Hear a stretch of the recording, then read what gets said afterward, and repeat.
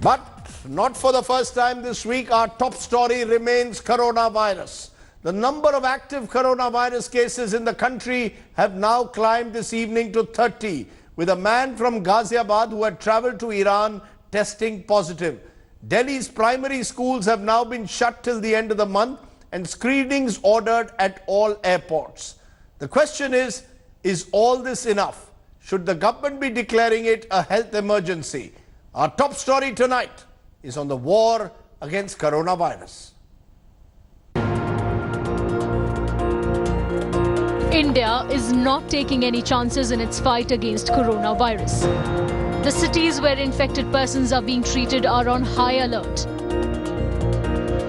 On the government's request, 15 Italian nationals who had tested positive for COVID-19 have been shifted from ITBP's quarantine facility in Delhi to Gurugram's Medanta hospital. The central government has decided to screen all the international passengers at all airports. The Delhi government has decided to shut all primary schools till March 31st. In Agra, where 6 cases have been reported, the streets wore a deserted look. Even the world wonder Taj Mahal is hardly getting any visitors.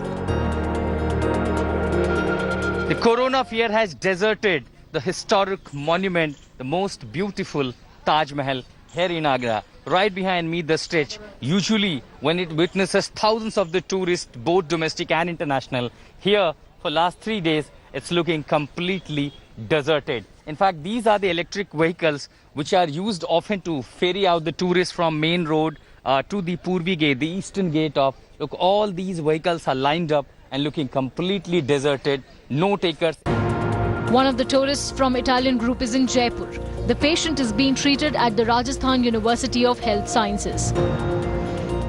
I'm outside the RUHS College of Medical Sciences in Jaipur, where the 9 suspected patients of coronavirus have been kept in isolation. A serious case of lapse has come forth from this hospital as a suspected coronavirus patient was found roaming around in the open. Hospital administration has issued serious directions to the hospital staff to ensure that masks are worn and also to ensure that guidelines are followed strictly. The Indian techie who tested positive is undergoing treatment at Hyderabad's Rajiv Gandhi Hospital. Union Health Minister Dr. Harshvardhan has once again reassured that there is no need to panic. Honorable Prime Minister is personally monitoring the preparedness and response on a regular basis. Government of India has initiated a series of action to prevent entry of the disease and to contain it. Most people who tested positive for coronavirus got infected outside the country. The number of infections within India has not been high. This, experts say, is a good sign. Bureau Report, India Today. Now, one of the key places where the fight against coronavirus is being waged in the country are the airports. Airports across the country have now stepped up their screening procedures. All passengers from abroad are being screened and scanned. Passengers have also been asked to self-declare if they are coming from abroad, particularly from Italy and Iran. Take a look as we try and find out what the government's moves are at airports across the country.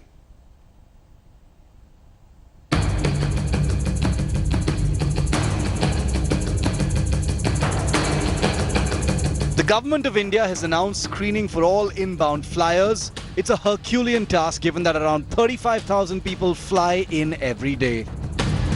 The Health Ministry has issued a self-reporting form for all travellers, but how effective is the screening?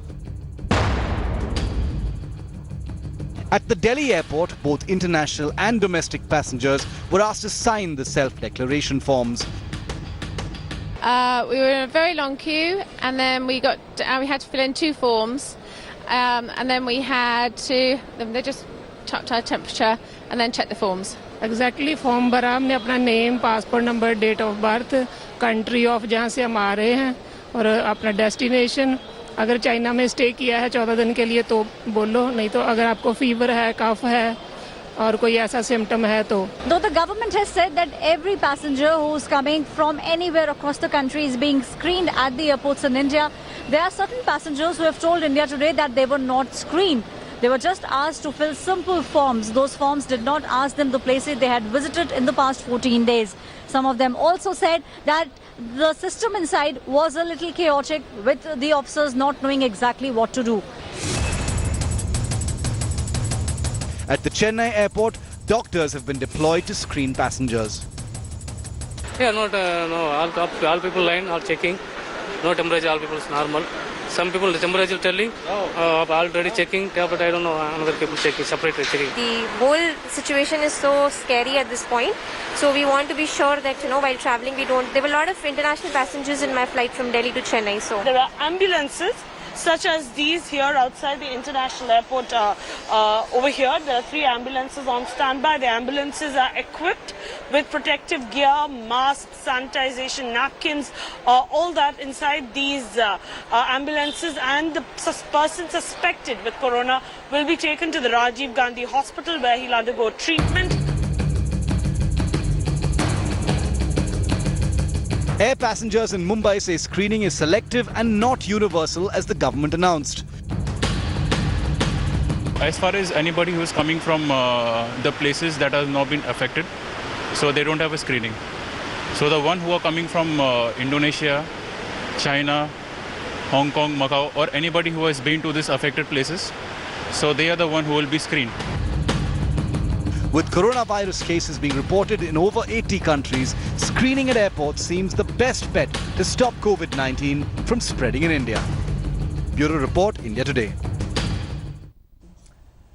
Let's therefore now today try and step back and look and try and answer what we are calling the FAQs, the most frequently answered, most frequently asked questions on coronavirus. I'm joined by a very special guest. Joining me from Geneva is Dr. Soumya Swaminathan, Chief Scientist at the World Health Organization. I appreciate your joining us, ma'am.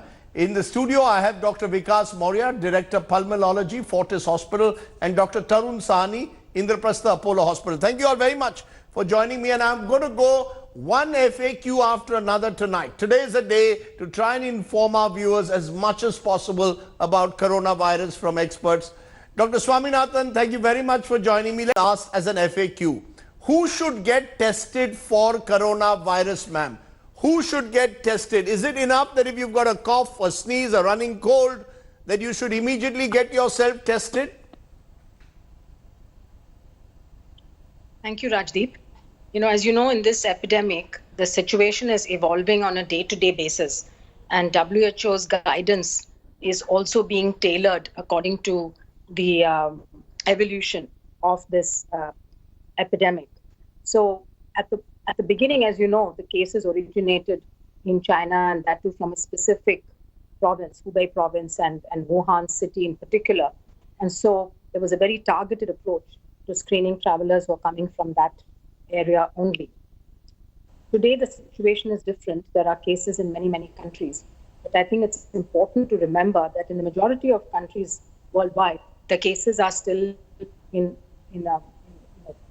small numbers, and there hasn't been community transmission documented, except for a few countries, and that too, it's not the whole country, but it's regions within those countries. So I think, to answer your question, a screening program for travelers, yes, I think that is good, and that's where India has done well, I think, so far in being able to identify both the first wave from China, but also subsequent waves during this week, when infected passengers and travelers and those in contact with them have been identified and appropriate action has been taken.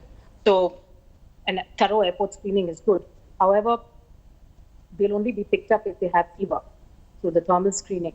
And so I think it's also very good that they're being provided the information, and that they can come forward later after going home or after going to their hotel in a day or two. If they come down with fever, they should present themselves to the health authorities for testing if they've traveled from one of those affected regions or countries. Right. Anybody with a cough in India cannot be tested, and there's no need for testing for COVID for every fever or cough. However, it might be useful to put in place some kind of targeted surveillance in some high-risk groups just to make sure that we're not having some kind of silent community transmission. And it may not be today, but it could be a few weeks from now. So I think making preparations to enhance surveillance in hospitalized patients with viral pneumonia, for example, or in the influenza screening centers that we have already in place, through using our existing networks and infrastructure, one could put in place enhanced surveillance outside airports and. Okay. Yes. Okay, so you're saying a routine cough, cold, running cold, I've had one for the last few days, is not enough reason to get yourself tested for coronavirus. It's much more important to get those screening processes right at the airport and ensure that those are in place. Let me turn to my second question to my doctors in the studio. Who should wear a face mask? Is a question that is being asked. You know, a few people come to offices, I see it all over. People are selling face masks at street corners. Who should be wearing face masks? Is it imperative, doctor? No, I think the use of face masks has actually been overhyped. The only area when I think you should be wearing a mask is if you're going into really public places. You know, if you're really traveling by air, you know, and there are people around you who might sneeze and cough and who might have the virus. Right. Although we know that the virus is not transmitted through airborne route, it is more a droplet infection. So you're more likely to pick it up if you've touched a place which had, you know, somebody had a virus. So wearing a mask, not necessary. Not necessary at all. Yes, doctor. Yeah, I will agree with that. Mask is not necessary at the moment for the healthy people. People who are having a cough or sneeze, I think those should wear a mask. And those people who are at risk, for example, the doctors who are working in the hospitals and the people who are working at the airports, seaports or at the port of entry, they should wear the mask. Otherwise, mask is not necessary for the people. Okay. So we've sorted that. Mask not necessary for all. Only wear it if you already have a cough, cold, or if you are in so-called vulnerable areas where you might catch possibly a virus. Now, how deadly is the coronavirus? Dr. Swaminathan, take that for us. How deadly is coronavirus? And linked to that is my fourth FAQ. Why is coronavirus spreading so fast? So can you give us a sense about, you know, how does WHO see this in terms of its spread and how deadly it is?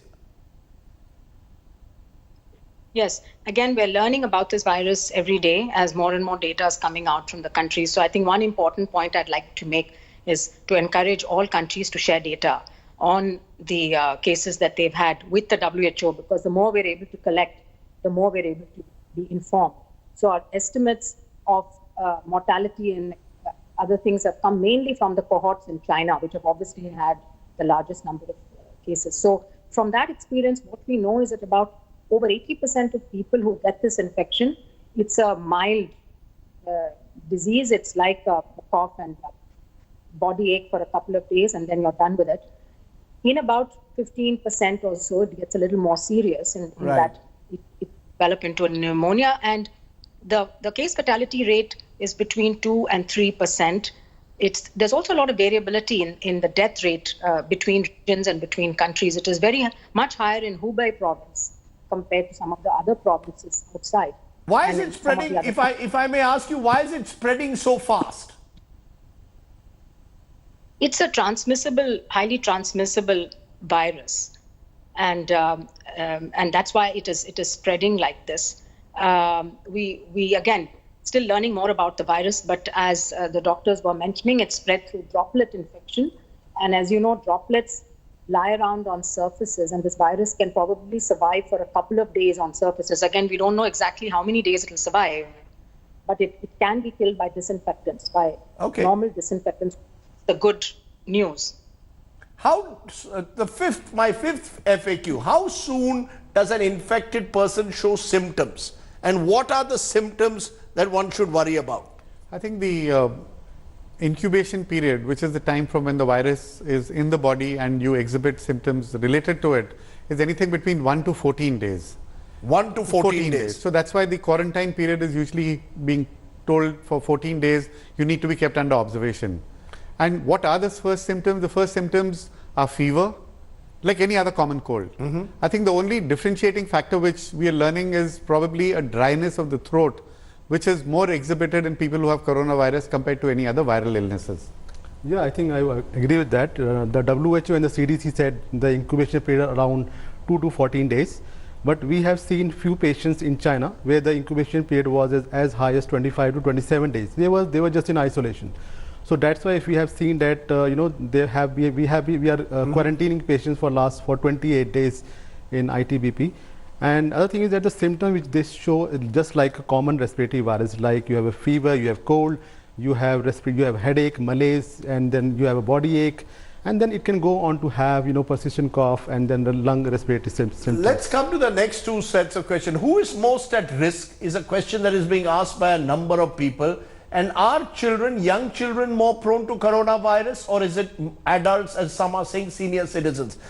Is it true that senior citizens more than children are prone? We've just seen Delhi primary schools being closed down today till the 31st. Are very young children and those above 55 more prone than those between 15 and 55? I think interestingly, the data what we've been able to gather is that the younger children are actually more protected compared to an adult population.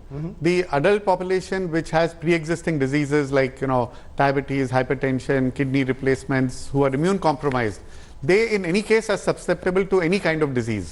So they definitely are a vulnerable audience.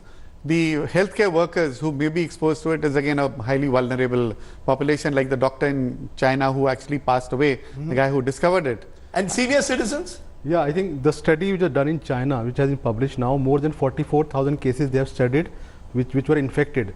So elderly were the group were mostly affected. Elderly meaning over 60? Yeah, over 55 or 60. Over 55. And then they were, especially those who are having some sort of chronic disease like diabetes, as said, like hypertension, some chronic disease like kidney disease, maybe transplant patients, maybe immunosuppressive patients. More of these are affected. Surprisingly, children and as well as the more younger, they are not so much affected. But we have to understand they may be the carrier, they may be the transmitter, they may transfer the virus from one patient to another. Okay, that's interesting. Let's come to the next question, which a lot of people are again asking. Remember, these are frequently asked questions. We are trying to, in a sense, give you answers to those frequently asked questions. Should we avoid all kinds of travel? This is a question, Dr. Swaminathan, that's being asked increasingly ever since the first numbers have now come in India of patients, inbound patients from Italy and Iran who have tested positive. Should we be avoiding all kinds of travel? Well, the WHO's position on this right from the beginning is that travel and trade restrictions do not help. Do not help. However, China did put in place very, very stringent travel restrictions. They self-imposed, quarantine on tens of millions of people really in Hubei province. And what that did was it helped slow down the spread of the epidemic and was able to contain it a little bit. So, but it was warranted there because the outbreak was really going out of hand and there was community transmission happening and there was no other way of really containing it.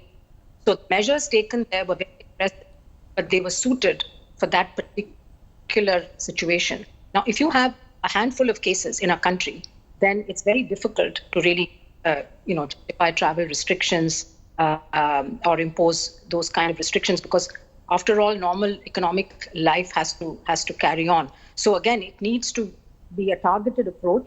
If you're identifying a case or a cluster of cases, then there may be actions to be taken in that community, shutting down schools.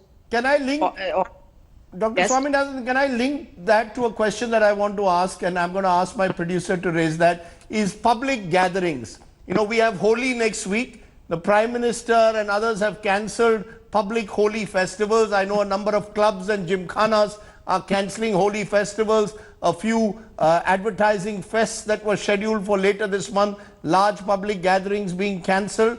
Do you believe that it is safe to go into large public gatherings? Given the situation in India today, there doesn't seem to be a lot of community or any community transmission going on from the data that we have. And therefore, it's not a risk really to ordinary public. However, I think precautionary measures are good. It's better to be over-prepared and be over-cautious rather than be under-prepared and casual. So wherever possible, I think avoiding mass gatherings is a good public health principle to follow. But more aggressive action may need to be taken only in those situations where things are actually spreading beyond a small cluster. Yeah, so you're saying only at a stage where there is community transmission should we be worried about large public gatherings, but at the same time, it's better to take precautions to whatever extent possible. I think that's an important input again. Let me turn to my next FAQ to the two doctors here. Sirs, when is a coronavirus patient considered cured? Yeah, see, I mean, whenever they get infected, usually patient, what we have seen that they recover in 5 to 7 days or 10 days at all. But they may act as a carrier for next, 14 to 28 days. So they may act as a carrier. So they're cured, the milder cases are cured within this stipulated period of time. But the severe cases, obviously, I mean, they goes on and they can, even die on ventilator in the ICU. Okay, but in general, as we've seen with Kerala, it is possible to get them cured within a week or so, right? Yes, yes. Okay, can the blood plasma of a cured patient be of any help? I think we are still far away from being able to identify what antibodies the body is actually producing to the viral load which we are getting. I think once we can crack that out and understand what antibodies are there, then will come in this whole question of whether a plasma from a pre-infected patient has enough antibodies to make you immune. And I think that will take us to where the vaccine is, and which, I mean, the whole world is working actively on, but we are still not clear how far that is reached. You know, I must ask you that, ma'am, Dr. Swaminathan, how far are we from getting that vaccine? 18 to 24 months, I read somewhere this morning. Is that the time period that the World Health Organization is looking for a vaccine cure for COVID-19? Yes. So we're working simultaneously on two things. One is a vaccine. There are more than 20 candidates that are being proposed. And as you know, this is a new virus. And the fact of the matter that we have 20 candidates in a matter of weeks, that itself shows how much science has progressed and how much global collaboration there's been this time around. However, everything that's new, any vaccine or drug that's new, needs to go through these phases of clinical trials in human beings. And so that's going to take a minimum of 12 to 18 months. And if successful, then you're going to have to scale up manufacturing to be able to produce the hundreds of millions of doses that are going to be needed globally. Right. So certainly, we're looking at minimum 12 to 18 months if everything goes very well. But on the therapeutic side, on the treatment side, we should have results of all the clinical trials that are going on a little sooner. Within a month or two, we should start seeing the results of the first few drug candidates that have been tested. The monoclonal antibodies you mentioned, the serum from patients who've recovered, that's another approach. That's, again, we're talking about months. Can I ask you, doctor, also, will COVID-19, Dr. Swaminathan, the outbreak worsen further before it ends? Do you believe that things could get worse, or have we seen the worst? It's hard to say. A lot depends on the action that countries are taking. And as you know, we have many, many countries with limited capacity to react with weak health systems. And this has been our worry from the beginning, that if the virus gets into countries which are in conflict, where the health systems have been destroyed or didn't exist, then it's going to be very hard to keep it in control. But right now, I think countries are still doing all that they can and should be doing everything they can to contain. And we still do feel that there is an opportunity here to contain it. It was possible with SARS that, within 8 months, the world was able to control SARS and it didn't come back. So I think we still need to focus on this, on a very aggressive containment strategy. But of course, there's always a possibility that this virus is just too cunning and it escapes all of these efforts and becomes something which, Okay, so I guess we are still playing the guessing game on how bad it could get. But let me come to the doctors again in my studio. The course of treatment. What is the best course of treatment? I think right now what we are saying is that we need to separate the patient out so that he doesn't infect anybody. And any standard antiviral treatment is being given. We don't have a drug which is, like we have for swine flu, we have a drug which we have now targeted which will act against it. I don't think we have a drug yet. So people are being given some of these common drugs which can be used against antiviral illnesses. But we are far away from it. We have to wait and let the body's immune system, come out of this entire onslaught of disease which I'm just trying to understand what's the treatment being given for all the cases that are that have so far occurred in the country. See, I mean, there is They've been put in isolation wards, quarantine, but what is the nature of the treatment? See, so far we don't have any treatment at all. We don't have any vaccine. So apart from isolating and quarantining, we are giving symptomatic treatment. For example, if they're having a cough, they are given antipyretics. I mean, they are having fever, they are given antipyretics. If they're having a cough, it is being taken care of with the cough suppressants. If they're having a cold, then for anti-cold measures. If they're having some lung involvement, then again oxygen is being given. So these are regular routine treatments in a sense for the nature of the ailment, and without having any specific coronavirus related treatment. The next question, interesting. Can humans get infected from an animal source? I think the origin from what we believe out of China was from bats. Guess what? I mean, we don't know actually, but it's being communicated. So, I mean, most likely. Let me take that to Dr. Swaminathan. Dr. Swaminathan, can humans get infected from an animal source? Yes, and that's been observed in the past as well. So we've had many viruses that have come, and in fact, in the future, most human pathogens are going to come from animals. We don't know whether there was an intermediate animal between the bat, but from the virus sequence data, this coronavirus, similar bat coronaviruses that were isolated from southern. So, and how long does the virus survive outside the human body, ma'am? Well, that's still being investigated, but it could survive on surfaces for a couple of days. Okay, this is a question I want to ask you, which has come from my school WhatsApp group. Does smoking affect chances of recovery, doctor? I know that's an interesting question because, we're hearing all about, drink lots of hot water because the virus resides in your oral cavity. And if you have sips of hot water at regular intervals, you can actually wash it down. So if you take it to one extreme, maybe the smoke is hot enough to wipe out the virus. So maybe it's good for you. But that's one extreme to it. The lung is definitely going to be compromised by the smoke, and the virus impacts the lung. So any person who smokes or is a smoker is more likely to have a more severe disease than a guy who's a non-smoker. We've been getting various remedies, and I'm coming to that, herbal remedies to improve immunity. We've been hearing from politicians, from the Department of Ayush, suggesting that in some cases, cow urine, gaumutra might be a way of improving your immunity. That's the kind of treatment to take.